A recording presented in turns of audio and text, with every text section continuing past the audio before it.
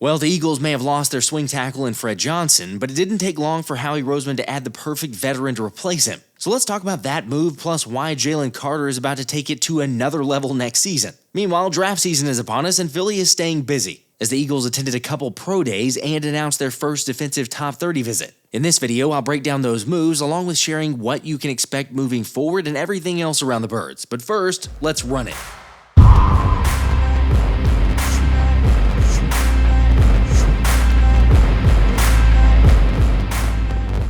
What's up, guys? Well, here is the BG jersey that I'm going to be giving away, the signed one on the next live stream, so, make sure to get in on that. But also, please be on the lookout for scammers. I'm not doing anything about packages or zangy apps or personal information or anything like that. Remember, I won't ask you to pay for anything, and we'll always announce the winners during a video if the merch isn't claimed during the live stream. So as always, be on the lookout for fakes. Just like the fake report that I received several DMs about over the weekend involving Bryce Huff. By the way, in case you didn't see that update out there, a couple accounts on Twitter began sharing a report suggesting that the Detroit Lions have been calling the Eagles about edge Bryce Huff on a potential of a trade. Of course, I suppose it's not like that's out of the realm of possibility, but the timing of all that seemed really sketch, because Bleacher Report had proposed the idea of a Lions trade with Philly only a couple hours before, which then led to other accounts making it sound like that story was a real thing, and in turn got people all worked up. They were so convincing in their argument! Okay, look, much like the scammers, this is where you got to remain vigilant, because if we had had even a phone call, just a brief phone call, we would have had some sort of NFL insider reporting that. Seriously, if we are all hopeful to get a deal done, then you can guarantee your regular reporters are constantly checking in to see if there's anything remotely close to the Eagles moving on from Agent Zero. Now, be that as it may, is it not a possibility right now? I still wouldn't write off the idea of Huff being traded, because Howie Roseman has clearly made it a priority to add to Vic Fangio's D-line, and in particular, the edge rushers. So if the price is right, my guess is something would get worked out during the draft while getting a very small return, if anything. Granted, that's if teams see some sort of unlocked potential in Huff as being worth Philly's asking price. The price is wrong, bitch. Okay, we may very well be stuck with him. Still, I get it. It's not that every scheme fits every player. And sometimes a change of scenery can be a very good thing. Because maybe it's just too much freedom and autonomy that Fangio gives his D-lineman that made Huff look like he was overthinking things most of the time. I mean, not gonna lie, but hearing from former defensive tackle Seth Payne, who played under Fangio when he was at the Houston Texans as their defensive coordinator in 2005, certainly confirmed the blessing and curse of the D-line responsibilities under Fangio. Vic Fangio probably made me an extra few $1 million because he just completely transformed me as a player. In what way? His scheme, he gives the defensive linemen so much freedom. If he gives you these options, if you can handle it, to slant to your responsibility, stem all the time. He kind of gives you a rule book for when you can play more aggressively and when you need to be more of a two-gapper or a gap responsibility guy based on the coverages you play behind you. And it's stuff that I'd never been exposed or was even aware that it was possible as a defensive lineman. So, I'm always a guy that was always trying to really play my responsibilities and everything, and I probably wasn't as aggressive as I should have been. Vic's scheme gives you that license to be like, okay, no, on this play, you're just based on this formation with this coverage behind you, you're just going to hit it.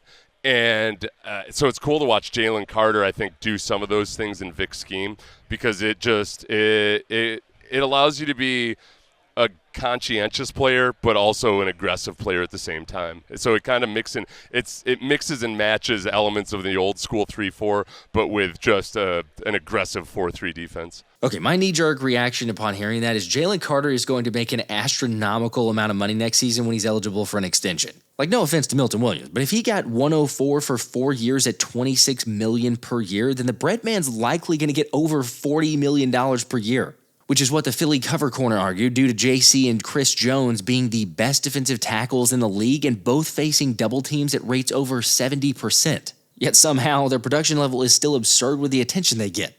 Now Chris Jones is making $31 million per year, and Jalen Carter's been better in some of those categories, like forced fumbles, he's first in batted passes, and tackles for loss, while ranking second in hits and hurries and putting up a near 13% win rate against double teams. But sure, while you could definitely argue Chris Jones is the better player right now, Greg does have a fair point that JC is 5 years younger and just beginning to find his potential, especially in a Vic Fangio defense. Like, I know $40 million seems crazy, but with the way the salary cap is and Howie Roseman always getting ahead of the market, I could very easily see that number, and then after a year or two, I mean, heck, Jalen probably wouldn't even be the top guy anymore. Anyway, you guys let me know what you think. I personally feel like the Breadman deserves the biggest bag of cash out of all defensive linemen. Although the notion that Howie Roseman's moves were all about saving money to do that don't entirely add up, since they look to add another safety right after trading away CJ Gardner-Johnson. However, unfortunately, that search has seemed to cool off as the Birds haven't found anyone. Meanwhile, one of the few remaining safeties on the market, Julian Blackmon, is visiting with the Panthers. I mean, honestly, I kind of expected to get an update of like one or two players meeting with Philly at least to get a physical, something to go in. I mean, they're still searching for a safety after all. And well, technically, I guess they did, it just wasn't for a safety, with the Eagles bringing in veteran offensive tackle Kendall Lamm on a free agent visit Monday, which then quickly turned into a signing according to Peter Schrager. Alright, personally, I like the move. For one, because Fred Johnson was recently signed by the Jaguars and Philly was already in need of a swing tackle. So with Lamm having 127 games under his belt and 45 of those starts, it makes a whole lot of sense. Plus, in his 7 starts last season for the Miami Dolphins, Lamm ranked 33rd out of 85 offensive tackles. Again, like I've shared in past videos, I would have liked to see Fred Johnson stick around. He didn't have the best grading, but just the Philly story, being here, familiarity. But this type of signing should alleviate even the smallest concerns about who was Philly's swing tackle going to be. Now, I should point out that Lamm is coming off season-ending back surgery, so you never know with those things, especially at 33 years old. However, considering that Philly brought him in to have the docs look at him and then made the signing lightning fast has to be a good sign. Look, it's like we say all the time, you trust Jeff Stoutland with just about anyone. But a guy that has nearly 3,000 snaps between left tackle and right tackle in his career is definitely some good insurance. Plus, if you ever need to run a trick play or throw it to him, he's got that experience as well. Of course, maybe the guy for that swing tackle role ends up being Darian Kinnard, but he hasn't proved it up to this point in his career. Either way, I think we all realize this. The swing tackle role is an important one because whether it's him or it's Darian Kinnard or whoever it is, you're probably going to have to ask for at least a couple spot starts every now and then. Heck, Philadelphia was the NFL's second healthiest team last season and still had Jordan Mailata and Lane Johnson combined to miss 5 games last year. FYI, no, I'm not really counting the regular season finale that didn't matter since they could have played in that one if they needed to. Now, first off, about the healthiest team thing, that's a big thanks to the medical staff having 21 of the 22 starters ready for the Super Bowl last season. However, there are some, like Brandon Lee Gowton, who suggested the Birds might be due for some injury luck regression in 2025. Don't you put that evil on me! Don't you put that on us! Why? Why even say that? I mean, sure, the analytics argue that injuries are or can be cyclical, but it doesn't mean they have to be. I don't know, maybe being so reliant on strong O-line play leads to a few extra injuries.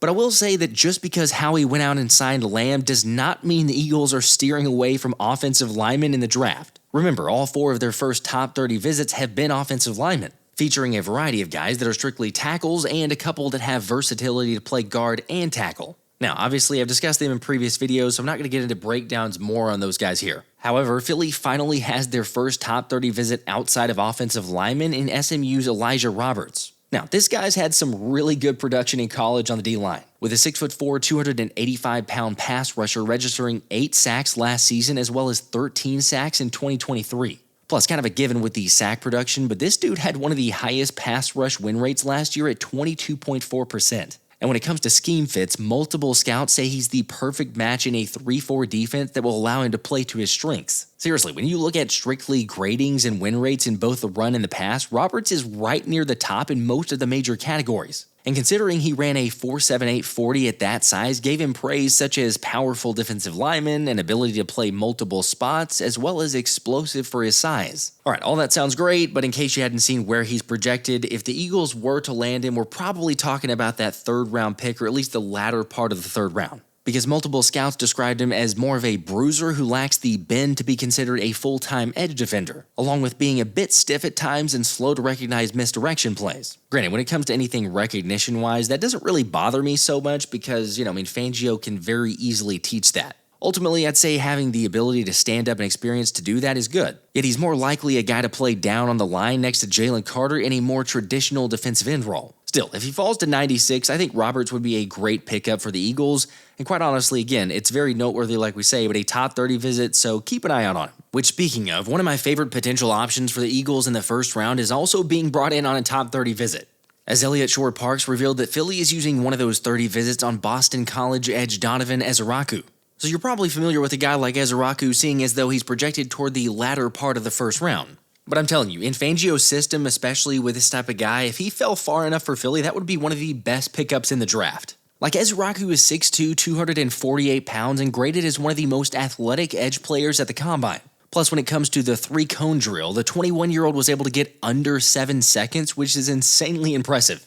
Oh, also, his shuttle was 4.19 seconds, which combined with the three-cone was the best time in the entire Combine. And just for those wondering, if there's one thing you can typically project and count on, agility translates to the next level. Like, come on, in 47 games over the last 4 years, Ezeiruaku logged 47 tackles for loss, 21 sacks, and 8 forced fumbles. Heck, just last year, though, he really started to turn a corner, with a ridiculous 21 tackles for loss and 16.5 sacks. And he's not shy about why his mentality and IQ is what separates him from other pass rushers in the class. The ghost, it's a move that not everybody can do, but I'm blessed enough to have the ability, the ankle mobility, hip mobility, and the bend to do that. It's just a change up. I wouldn't say it's my go-to move, but when you're going against a taller, bigger tackle that struggles to bend, it's a move that that can work in our favor. You mentioned like your length and speed to power. Yeah. Those two moves kind of go hand in hand. Is that they do. It's a move that you got to set up for sure. And then when I flash a long arm at a guy, it'll make him want to sit down. So they go hand in hand for sure. By the way, if you're not sure what that ghost move is that Ezeiruaku was referencing, it's used by several players, but the first one that comes to mind for me is Von Miller. Basically, you have to have good get-off, really good hips, and impressive bend to use the lineman's arms against him. Anyway, the knock on Ezeiruaku is that he's slightly undersized for your edge rusher, but he's technically bigger than Nolan Smith. Granted, he doesn't have the same type of athleticism as Nolan, but when it comes to pass rush moves, he's already got several he can go to. So that's why I say with his bend and IQ in Fangio's defense makes him an ideal selection. I honestly just don't know if there's a world where he's going to fall to 32, yet maybe you trade up and get him a couple picks ahead of you if he's still available. Of course, there's another option if Ezeiruaku isn't available, and I do think this kind of tells a little bit about Howie Roseman's mindset when it comes to who the opposite corner will be of Quinyon Mitchell. Because Kentucky cornerback Maxwell Hairston just completed a top 30 visit with the Eagles last week. And once again, what's not a surprise is seeing the Birds focus primarily on guys who rank near the very top in terms of athleticism. Heck, at 5'11", 193 and running a 4.28 40, you're getting one of the best athletes in the last couple years. And not only that, but Hairston's proved throughout his career that he's used that speed to convert turnovers into scores, with 3 of his 6 interceptions being returned for touchdowns. Yet the best elements of his game, according to scouts, are that he's got good agility, shows strong communication, and that he's a feisty competitor who excels in off-coverage and zone-heavy schemes. Of course, naturally, the flip side of that is that he can sometimes lead to penalties, and his frame could prove challenging versus bigger wideouts, along with some questions on his run support. However, the fact that he has that athleticism and on-ball talent definitely give him a shot at becoming a proven starter in the league. And after all, who better to help groom than DB coach Christian Parker? Look, Ezeiruaku is the top choice for me, especially if he's going to fall down to 32, but if he's not available, you don't have some other D-line options, because I would still probably go D-line. Hairston is a great potential option, or even more ideal would be like trade back a couple selections into the second round, recoup some picks, and then take him early second round.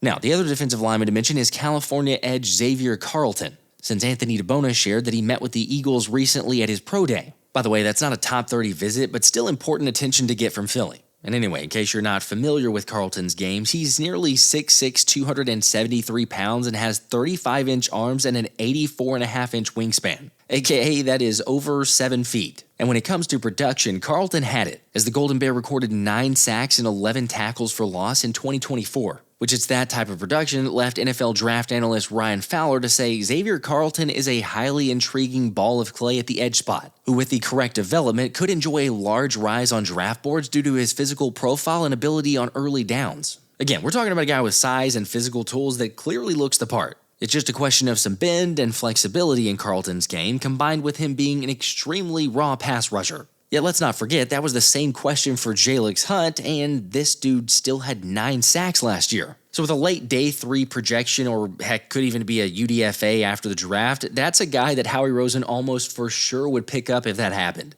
Also, as far as other pro days, Bowling Green had their pro day on Monday with 28 teams in attendance. And to no surprise, tight end Harold Fannin Jr. received most of the attention. Now, I don't know, could be a guy in the third round to try and target, and there'll certainly be some interest, seeing as though his former head coach and now Eagles quarterback coach Scott Loeffler has some extra insight on Fannin. The main thing to me, though, is that it just feels like we're waiting to see how this situation with Dallas Goedert plays out, or maybe drafting a tight end early in the draft tells us all we need to know. But as of right now, there's still been no developments other than the Eagles have been looking for potential suitors to trade Dallas Goedert.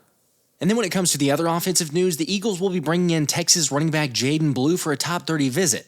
This news coming after Blue ran a 4.28 at his pro day. Of course, if you remember correctly, Blue ran a 4.38 at the combine last month, but then it was revealed that he had a groin tear, so he rehabbed and ran again at his pro day. And look, like the Inquirer's Devin Jackson said, this dude clearly has breakaway speed, so it's not that surprising to see him run a 4.28. Granted, to get a top 30 visit with a running back might be a bit interesting, yet I'm all for as many playmakers as you can get, and Blue is one of them dudes. By the way, in case you were curious, he's projected somewhere around the 4th or 5th round for right now, so definitely someone Howie Roseman will have plenty of ammo to go up and get. Anyway, as always, let me know your thoughts on this, the Eagles news, potential draft targets, everything else. Also, make sure to hit the like button, subscribe if you haven't already, and I'll catch you on the live stream. Until next time, this has been the Philly Special.